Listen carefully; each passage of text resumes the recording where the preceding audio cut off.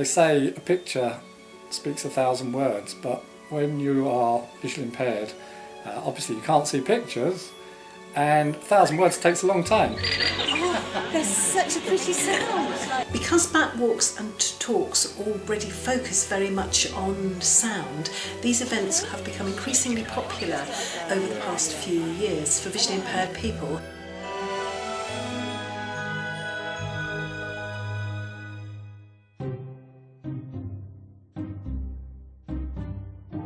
I've been involved with an organisation called Adventure in Learning, which is a group led by visually impaired people. We've organised several bat walks over the past 3 or 4 years, and also residential courses where we've looked at how bats live in much more detail and gone on to look at how visually impaired people can start to identify bats. This is also a bistro.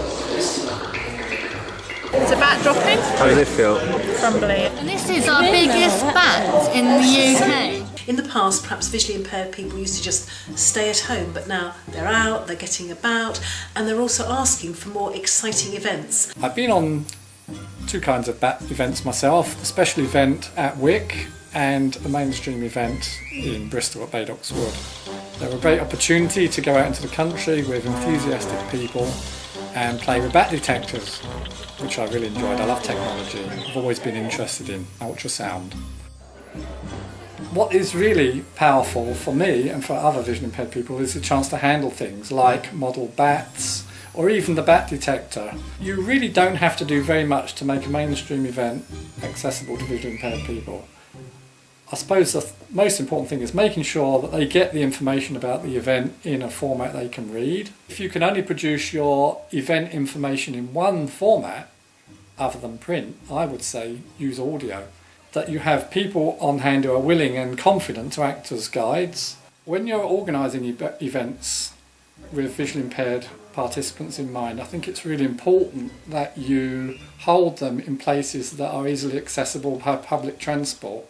Visually impaired people generally don't drive.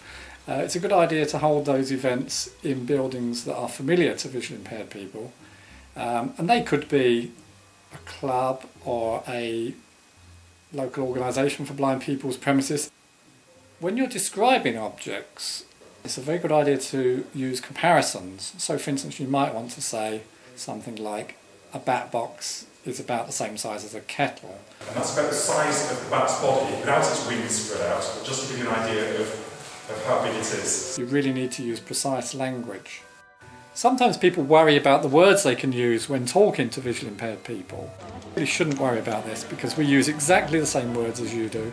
We're not going to get offended or upset if you say, come and have a look at this, or nice to see you, and common phrases like that. We use them too. The main thing is that you're talking to us, and if you worry about words all the time, you won't say anything. It was nice to see something real. You know, you're talking about bats or pictures or figures or whatever all the time. It's nice to see some real flesh.